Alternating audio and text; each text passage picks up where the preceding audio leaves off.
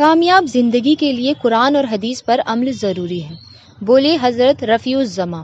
جلال آباد استھت وشو پرسدھ مدرسہ جامعہ مفتاح العلوم میں ختم بخاری شریف کا آیوجن کیا گیا۔ کاریہ میں حضرت مولانا رفیع الزماں نے حدیث کی کتاب بخاری شریف کے انتم پاٹ کا درس دیا۔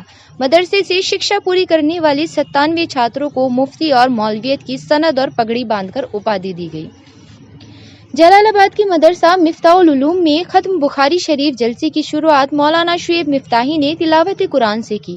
جلسے کی ادھیکشتا مدرسے کے محتمیم مولانا ولی اللہ خان نے کی اور سنچالن مولانا ایوب مفتاحی نے کیا۔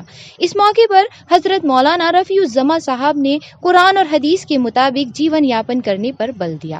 انہوں نے کہا کہ قرآن اور حدیث انسان کو زندگی جینے کا سبق دیتی ہے۔ قرآن اور حدیث کا پیغام آپسی محبت اور بھائی چارہ ہے۔ کامیاب زندگی کے لیے قرآن اور حدیث پر عمل کرنا ضروری ہے۔ اس موقع پر محمد خالد کفایت اللہ، محمد اجدت، شاکر کیرانوی، شاداب عبد الرحیم، محمد شمی مادی 97 چھاتروں کو مفتی اور مولویت کی سند اور پگڑی باندھ کر اپادھی دی گئی۔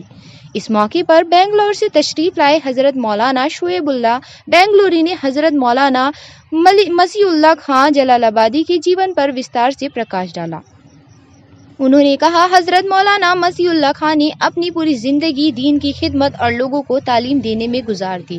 کاریہ میں مدرسہ ترانہ محمد اسلم اور محمد اویس نے کیا۔ اس موقع پر مفتی رئیس، مفتی طاہر، مفتی عزیر، مولانا انو میاں، مفتی فرزان، مفتی دانش، مولانا شارق، فیض شیروانی، شعیب کاظمی، محمد سلیم، وجاہت میاں، جشان کاظمی آدि اپستھت رہے۔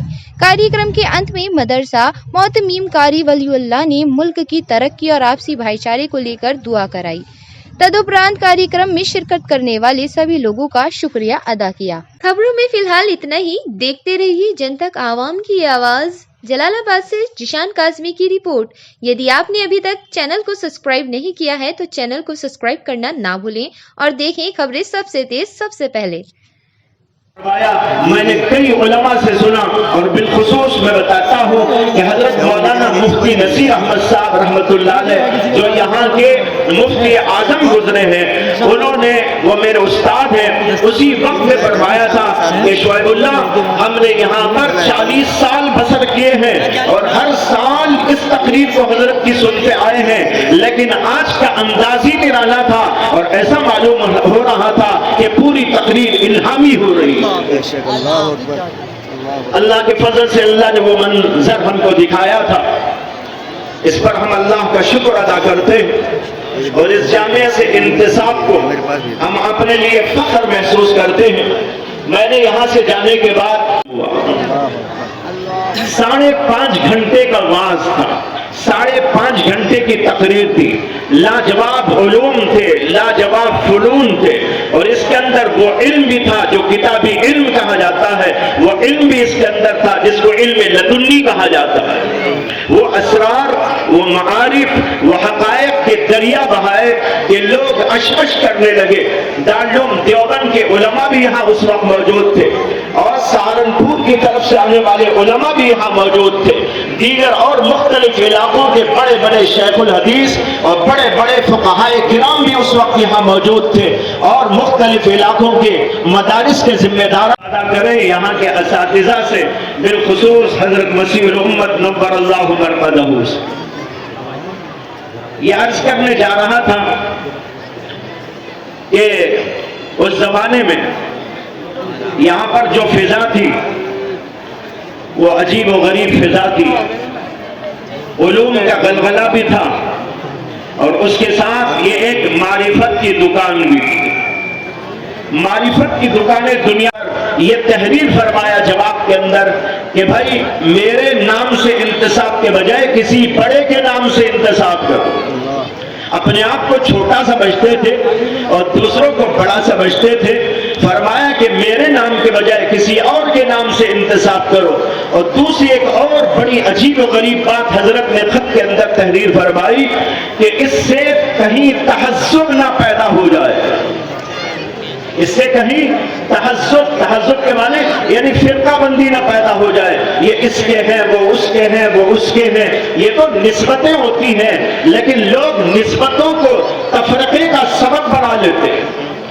کہ بھائی وہ اس مدرسے کے فارغ دوسرے مدرسے سے ہاتھ نہیں ملاتے، وہ فلاں مدرسے کے پرسن تبرکن ہوا کرتی ہے اور اپنے انتصاب کے لیے ہوا کرتی ہے، اس لیے نہیں ہوا کرتی کہ کوئی آدمی دوسروں سے اپنے آپ کو کاٹ لے اور فرقہ بن جائے۔ یہ بات انتہائی معیوب ہوتی ہے، بالخصوص حضرات علماء کے درمیان میں تو کبھی یہ تصور بھی نہیں آنا چاہیے۔ بہرحال یہ حضرت نے اس وقت فرمایا تھا، وہ مجھ کو یاد آ گیا۔ حضرت والا جس وقت یہاں پر تھے اور بیان فرماتے تھے، مجالس کا سلسلہ جاری تھا، ہم نے ترازوئیں قائم کریں گے قیامت کے دن، انصاف کی ترازو یا انصاف کے لیے ترازو۔ اگر انصاف کی ترازو تو یہ مضاف مضاف الیہ بن جائے گا، اور اگر انصاف کے لیے ترازو تو القسط یہ مفعول لہو بن جائے گا، نضعوا کا، اور الموازین اس کا مفعول بھی ہوگا۔ اور جب الموازین مفعول بھی ہوگا اور القسط مفعول لہو ہوگا تو یہ اعتراض جو اللہ کا علم حاصل کرے گا اور اللہ کے علم سے اپنے آپ کو متصف کرنا چاہے گا تو اللہ تعالیٰ چاہتے ہیں کہ اس عالم کو عملی زندگی یا تو اس کے ذوق اور شوق سے پیدا ہو جائے، اور اگر اس کے ذوق اور شوق سے عملی زندگی نہیں ہے تو اس کے اوپر طرح طرح کے حالات بھیجتے ہیں، مصیبتیں آتی ہیں، پریشانیاں آتی ہیں، اور ان پریشانیوں اور مصیبتوں سے وہ نکلنے کے لیے بار بار توبہ کرتا ہے اور استغفار کرتا ہے۔ نتیجہ یہ ہوتا ہے کہ اللہ تعالیٰ اس کو اپنا محبوب بنا لیتے ہیں اور علم کا ایک چراغ اس کو ظاہر کر دیتے ہیں۔ اس لیے العلم نور والجہل ظلمۃ۔ ماشاءاللہ دہلی سے ہمارے مہمان تشریف لائے ہیں۔